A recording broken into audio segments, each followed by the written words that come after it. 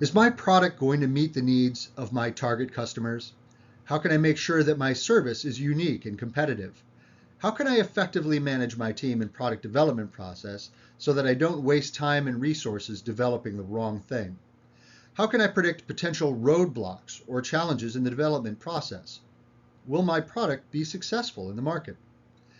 If you're considering the launch of a new product or service and have these questions, you need to concentrate on how your team develops its innovative idea, the thing that will become your ideal product or service.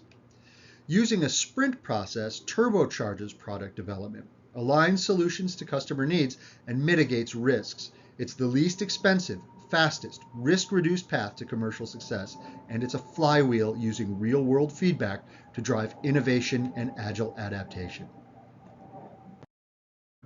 I'm James Janega from Growth Innovation Strategy. Companies want two things: to know where to go and to find the fastest and safest path to get there. At GIS, we help businesses see the future, craft flexible growth plans, and roll out innovations that wow your customers. We keep our advice pragmatic and accessible. Big Four insights at the right value. Watch, like, and subscribe, and let's talk about how to create a winning product for an attractive target market. If you watched one of our earlier videos, you know how to narrow your total addressable market to your beachhead market.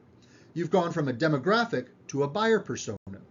But how do you focus even more tightly on the right idea to win that buyer over? In my experience in industry, in consulting, and with startups, this is how most people think about innovative ideas. It's really a mess. Maybe some jobs to be done thinking, maybe some value proposition design, either a heap of market research or virtually none, and still more seldom with any kind of connection to a business strategy. This is especially true in many larger companies that are vulnerable to innovation fads at the top, or where 1,000 innovative fires start from the bottom up. At GIS, we think of these things as concentric circles. And those circles go way over here, just the starting point of a much more inclusive and larger product development roadmap. We use this roadmap with our clients to develop innovative products, innovation strategies, and agile innovation governance.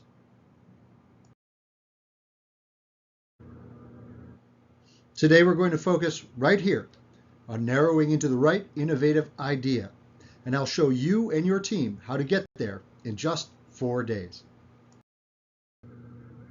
What's that time commitment look like for your stakeholders? Well, it'll be 2 days of workshops to find the idea with your product team and with key stakeholders, 1 day with your product team building a prototype, and 1 day testing it with customers. Let's dive in and take a look at what that looks like day by day.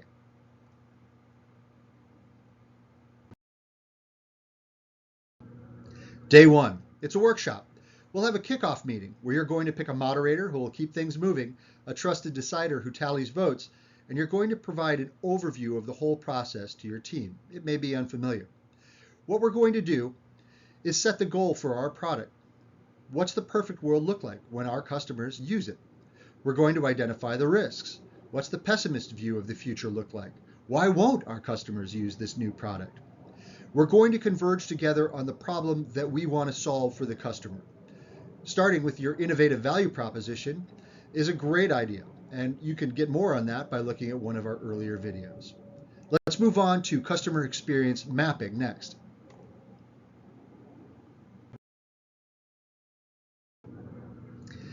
We're going to map out our customers' experience as they purchase and use a product like this, or find the need to get this job done that our product is going to serve. This is going to be the customer's current experience in finding the best solution now to get that job done without our ideal product or solution. Any simple approach to outlining the path from beginning to end of this experience can work. If you're unfamiliar with how to do this, you can use a defined approach that you can find online.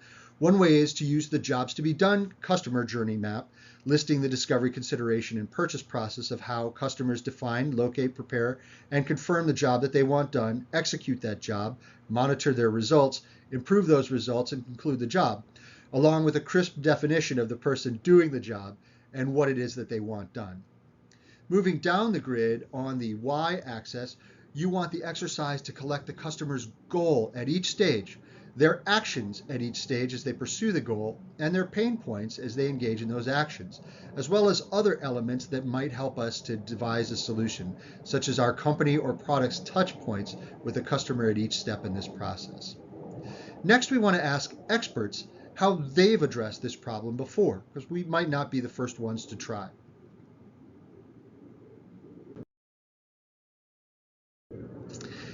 Asking the experts is a great way to find out how to pursue the customer's job to be done. And workshop participants will interview a panel of experts who've been working with these customers and with these problems before. We're going to have the experts, list these problems that they've already tried to solve, have them list the solutions that they tried and rejected, and have them identify the challenges that got in their way and maybe caused them to reject a better solution. We want to understand how that worked in the past, and we're going to ask workshop participants to write how might we notes. How might we incorporate previous solutions that we still like? How might we avoid earlier problems that other solution providers have encountered? We're going to have the participants hand in their sticky notes with their how might we questions, and moderators are going to group them by themes.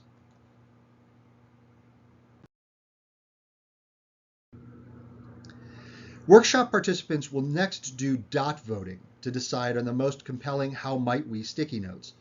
Participants will get, say, 5 sticky dots, and they can place them on the how might we elements that inspire them the most. Moderators will pull the winners and group them into themes. Let's look at those themes together as workshop participants. You can pick a sprint target by counting the dots in each theme, or by the workshop participants voting together to choose the most compelling theme. Once we've identified the winning theme, this will be our solution space. We're going to place the how might we questions from that theme back onto the customer experience map. Now it's time to develop the solution. This is the end of a long day, but we're going to assign workshop participants or get volunteers to focus tomorrow on areas of customer experience where they'll dig in with the solutions that we've voted for, that we're going to ideate and sketch tomorrow.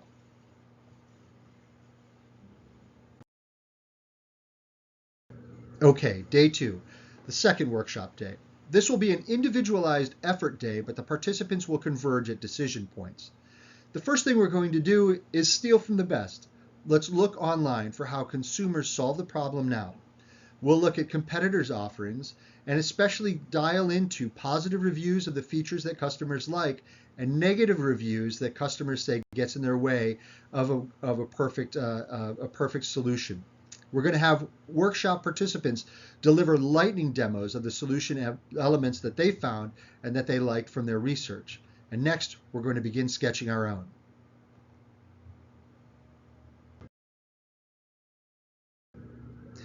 This is where we'll brainstorm individually and then share with the group. Participants will doodle their own rough solutions for the customer experience areas they've been assigned to. A brainstorming game like Crazy Eights, you can Google it, is a good way to create options for logos and design elements. Crazy Eights, in essence, is taking a piece of paper, you fold it in half again, and fold it in half a third time, open it back up, you've got 8 rectangles. The moderator will give each of the workshop participants 1 minute to sketch out a solution design in each one of those rectangles, and at the end of 8 minutes, each participant should have 8 different solutions that they can explain and incorporate into the overall solution design. It's a great way to create options that the rest of the participants can vote on. There are a number of brainstorming games that the moderator can employ to keep participants focused and moving, but as you can guess, it's very important here to keep participants focused and moving. We're going to put the solution sketches on the wall and vote on our favorite solutions and speed critique each one, calling out positive and negative notes. Not everyone is an expert sketcher, so at this stage, it's perfectly fine if participants want to explain what it is that they meant to draw or were trying to draw in each one of their solution sketches. We're going to take a straw poll next on which of these things we think should be incorporated into our group solution.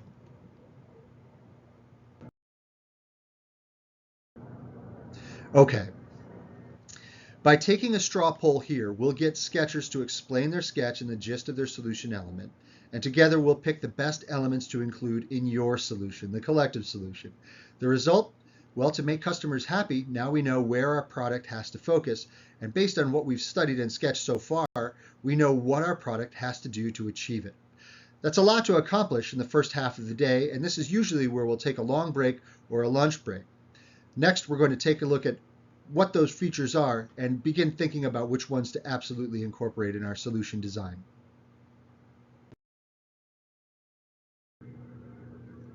Bundle, bake off, and best names. With a fresh look, we'll bundle the features together and choose between competing options that are mutually exclusive. We'll rate each solution feature on effort to deliver, say, and value to the customer. And then we'll engage in other games like buy a feature or take backs or other things that allow us to make sure that we have the right solution design elements in this final product design. We're going to create names for the product and vote on those too. Next, we're going to storyboard and stress test. We're going to place our winning solution sketches into the right places on the storyboard, that thing that went from investigation to discovery to purchase. And now we have themed how might we questions and our group's solutions to those how might we questions. We're going to start from the opening discovery scene and move to the decision to purchase and product use. Now we'll stress test it with group critique. What could go wrong along this process as we've designed it? More how might we questions. How might we solve the problems that we've identified? We'll iterate on that feedback and refresh that storyboard with those solutions. In an afternoon, we might go through this 2 or 3 times if we're lucky, because that way we'll have a more refined prototype requirement. At the end of it, that's exactly what we're trying to do. We're trying to create requirements for the prototype that we're going to start building tomorrow. Day 3 is a heads down day, and we'll take a look at that.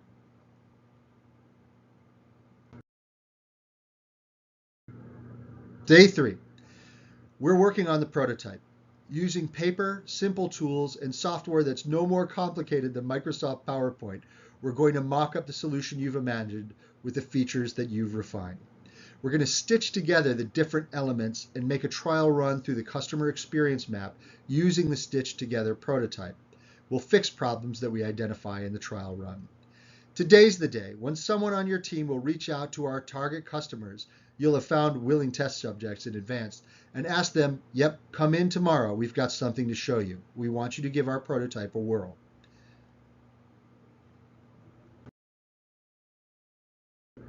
Day 4 is where we test this and gather feedback from our potential customers. We're going to schedule about 5 different prospective customers to come in and look at our prototype. We're going to have them tell us about their user journey and compare it to ours. Did we start off with a good understanding of this customer? Are there areas where we could have drilled in deeper or should drill in deeper? One person will ask the questions of our potential customers, and the rest of the group will quietly listen and take notes. What the note takers and interviewer are interested in are the customer's positive and negative notes on the prototype that we've designed. Do you think this would work? How would you use it? Could it be better?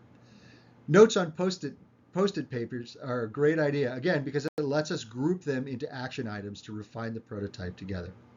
We're almost there. All that's left is sharing the feedback.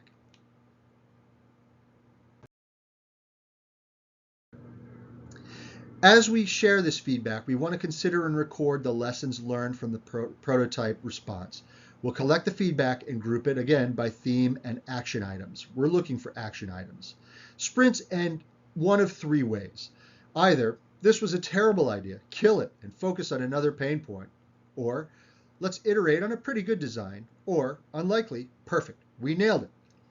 We need to collectively review our customer feedback and incorporate this into a report and recommendations we'll share with the stakeholders who aren't there and outline an action plan for next steps.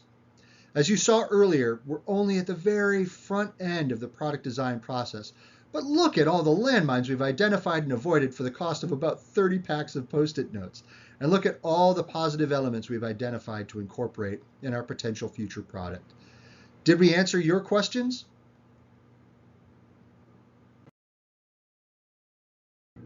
When we began at the beginning of this video, we were wondering if our product would hit the mark.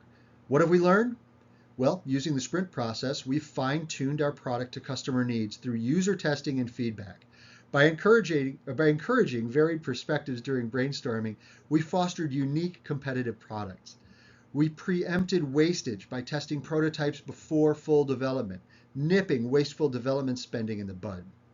To manage your team in the process, our sprint offered a clear, structured roadmap, defining roles for smooth progress. It expected challenges and offered solutions before they could hamper development later in the process when it becomes exponentially more expensive.